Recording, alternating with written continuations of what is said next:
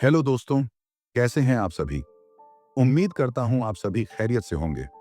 कहते हैं कोई भी हादसा केवल सड़क पर नहीं होता, कभी कभी वह जिंदगी के हर मोड़ पर दस्तक देता है।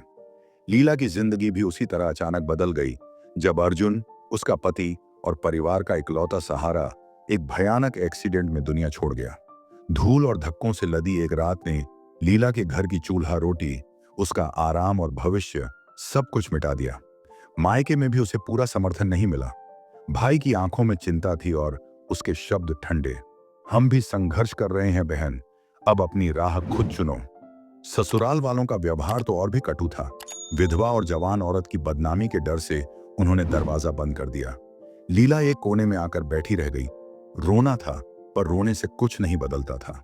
उसने अपने अंदर से एक आवाज सुनी जो टूटे हुए हौसले को जोड़ने को कहती थी, अब किसी की रहम पर नहीं, अपनी मेहनत पर जीना है। उस रात लीला ने अर्जुन के अनसुने सपने को अपने भीतर धारण कर लिया। वह छोटा सा कैफे जिस पर अर्जुन ने बार बार बात की थी। उसने सोचा अगर अर्जुन जिंदा होता तो वह उसे यही करने की सलाह देता। अब वह अकेली थी, पर उसकी आंखों में एक ठहरी हुई ठान थी। उसने अपने पास बचे आटे से कुछ सैंडविच और कॉफी बनाई। उसने 2 कप, एक थर्मस और कुछ नैपकिन लेकर राजमार्ग किनारे बैठने का निश्चय किया। वहां से रोज दर्जनों गाड़ियां गुजरती थीं। कुछ दूर के मुसाफिर, कुछ फेरी वाले और कुछ ऐसे लोग जो रास्ते की थकान मिटाने के लिए ठहरते थे। पहला दिन कड़वा निकला। कई लोग बस देखते रहे, कुछ हंसे भी।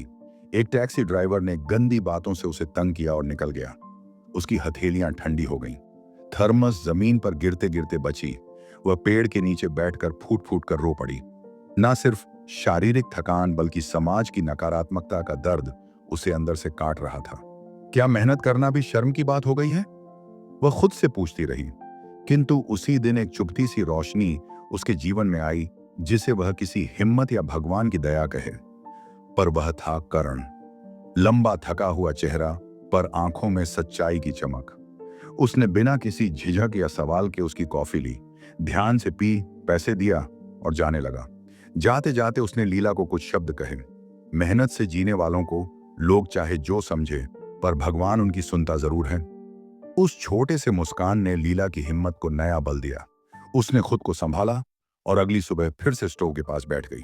पर अब उसके भीतर एक छोटी सी उम्मीद का दीपक जल गया था। लीला ने अपने छोटे छोटे पैमानों से काम बढ़ाया। वह रोज जल्दी उठकर बाजार जाती, सस्ते में मिल जाने वाली सब्जियों और ब्रेड की गणना करती। उसने सीखा कैसे कम पैसे में फायदा निकाला जाए, कैसे सैंडविच अच्छे बनाएं और कैसे स्वाद में वह मासूमियत डालें जो ग्राहक को घर जैसा एहसास दे दें। हाईवे पर धीरे धीरे उसके कैफे की खबर फैलने लगी और हर रोज कोई ना कोई ग्राहक रुकने लगा। पर असली मोड़ तब आया जब वही करण साथियों के साथ वापस लौटा और इस बार उसने स्टॉल चलाने की पेशकश की। कल से ज्यादा बनाना, मैं स्टॉल भी दिलवा दूंगा, उसने कहा। लीला के मन में डर और कृतज्ञता एक साथ उभरी। उसने सोचा किसी पर निर्भर रहना जोखिम है, पर साथ ही मदद किसी वक्त बड़ी राहत देती है। उन्होंने स्टॉल लगाना शुरू किया। करण ने अपने कुछ साथी ड्राइवरों से कहा कि वे लीला का साथ दें, थोड़ा थोड़ा खाते रहें और दूसरों की नजर में उसका भरोसा बनाए रखें। लोगों ने भी उसका खाना सराहा। स्वाद अच्छा है, घर की तरह लगती है। धीरे धीरे लीला की कमाई में बढ़ोतरी होने लगी और वह कुछ कर्ज चुकाने लगी। उसने अपने लिए छोटे मोटे काम भी किए। एक पुराना स्टोव बदला, थोड़ी सी क्रॉकरी खरीदी और पास के गांव से सस्ता लकड़ी का इंतजाम किया। पर समाज की जहर भरी बातें लगातार उनकी राह में कांटे की तरह उभरती रहीं। कुछ लोग जलन में कह उठे, ड्राइवरों की भीड़ में औरत का ठहरना क्या इज्जत की बात है। अफवाहों ने पंख लगाए। ससुराल वालों की चालाकी और गांव वालों की कल्पनाएं मिलकर एक षड्यंत्र रच बैठी। एक दिन स्टॉल के पास कुछ लोगों ने ऐसा नाटक किया कि लीला के खिलाफ झूठी बातें फैल गईं। ससुराल से कुछ लोग आए, स्टॉल पलट दिया, बर्तन तोड़ दिए और पुलिस में शिकायत कर दी कि लीला बदनाम है। पुलिस ने कुछ दिनों तक मामले को गंभीरता से नहीं लिया, पर समाज की नजरों ने लीला को घेर लिया। उसने 2 दिन कमरे में बंद होकर रो रो कर अपनी ताकत ढूंढी, लेकिन तीसरे दिन वही लीला खाली स्टॉल लिए हाईवे पर बैठी, जिसमें उसके धैर्य और साहस की पराकाष्ठा झलक रही थी। उस दिन जब वह अपनी थकान से जूझ रही थी, दूर से वहीं टैक्सी आई। करण की पीठ दिखी, उसकी आंखें नम हो गईं। वह दौड़ी और गिर पड़ी। लोग मेरे बारे में झूठ बोलते हैं करण, मैंने कुछ गलत नहीं किया। करण ने चुपचाप स्टॉल सहेजा, किसी तरह बातचीत की और कहा, अब स्टॉल यहां नहीं रुकेगा, मैं तुम्हारे लिए नई जगह का इंतजाम कर चुका हूं। यह उसकी भरोसे की पेशकश थी। शब्द कम, काम ज्यादा। 3 दिनों में करण ने शांतवन के पास एक बंद पड़े छोटे कैफे की मरम्मत करवाई, अपने साथियों से मदद कराई और वहां फिर से स्टोव जला दिया। कैफे छोटा था, पर लीला के लिए यह दुनिया की नई शुरुआत थी। एक ऐसी जगह जहां वह अपनी रोटी इज्जत से बेच सकती थी। कैफे की नवजीवन धारा ने लीला को नया आत्मविश्वास दिया। पहले कुछ हफ्ते कमाई धीमी रही, पर करण के कुछ पुराने परिचितों ने कैफे की तारीफ की और धीरे धीरे ग्राहक बढ़ते गए। लीला ने नाम रखा लीला कैफे और उसने हर सैंडविच में प्यार और शुद्धता डाली। लोग उसे सराहने लगे, पर जहां सफलता आती है वहीं जलन भी साथ लाती है। किसी ने यह अफवाह उड़ाई कि लीला और करण के बीच सिर्फ दोस्ती नहीं है, और उसने लीला की साख पर पुनः वार किया। शांतवन के कुछ शक की लोग, पुराने जान पहचान के लोग और एक दो ड्राइवर जिन्होंने पहले से कुछ संकेत लिए थे, उन्होंने साजिश की राह चुनी। किसी रात कैफे के पास एक पड़ोसन ने झूठी शिकायत दर्ज करवा दी कि करण ने उसके साथ गलत हरकत की और फिर रातों रात एक केस बन गया। पुलिस की कार्रवाई हुई और करण को हिरासत में ले लिया गया। लीला को जैसे बिजली का झटका लगा। उसे खबर मिली कि करण जेल में बंद है और लोगों ने कहा कि उसने खुद कबूल कर लिया। पर लीला ने अपनी सारी समझदारी और अपनी आंखों की बात पर भरोसा किया। वो निर्दोष है। उसने पुराणपुर जाकर खुद मामले की तहकीकात शुरू कर दी। जेल की ठंडी दीवारों के पीछे करण टूटा हुआ था, लेकिन उसकी आंखों में वही सच्चाई थी। डर और बेचैनी के बीच भी ईमानदारी बना हुआ था। लीला की मेहनत और ईमानदारी ने उसे हार मानने नहीं दिया। उसने कैफे की कमाई, अपने कुछ जतन और दोस्तों से उधार लेकर वकील रख लिया। केस कठिन था, गवाह बदले, साक्ष्य गायब और कुछ पक्षकार तैयार थे कि झूठ बोले। पर लीला ने पीछे नहीं हटने का निश्चय किया। उसने लोगों से मिलकर सच्चाई के निशान ढूंढे और उन छोटे छोटे लोगों को जो सच्चाई के साथ खड़े थे एकजुट किया। हर सुनवाई में उसने करण की ओर देखा और साहस पाया। कई सप्ताह की कानूनी लड़ाई के बाद पक्षकारों की असामान्य बातें, कैमरे के फुटेज और कुछ सच्चे गवाहों की गवाही ने मोड़ दिया। सच धीरे धीरे बाहर आया। यह घटना एक प्रलोभन और बदले की साजिश थी, जिसे कुछ स्थानीय लोगों ने रची थी, क्योंकि वे कैफे की कमाई और लीला की बढ़ती प्रतिष्ठा से जलते थे। आखिरकार अदालत ने फैसला दिया, करण निर्दोष है। तब तक लीला ने जो कुछ खोया था उसे वापस पाने की राह लंबी थी। कुछ कर्ज, कैफे की कुछ क्षति और बराबर की बदनामी की मार। पर न्याय ने उसका मनोबल वापस लौटा दिया। जब करण जेल से बाहर आया तो लीला कैफे के सामने खड़ी थी। दोनों की आंखें मिली और वे एक दूसरे की कमजोरियों और मजबूती को समझ गए। करण के लिए लीला ने न केवल पैरवी की, बल्कि अपने आत्मसम्मान और मेहनत को जोखिम पर रख दिया था। करण की रिहाई के बाद कैफे पर नए सवेरे की तरह बदलाव आया। लोगों की जुबान पर अब तारीफें थीं, पर दोनों जानते थे कि केवल तारीफ से जिंदगी नहीं चलती। लीला ने कैफे के बचे हुए कर्जों को चुकाने, नए बर्तन और स्टॉक भरने के लिए रात दिन मेहनत की।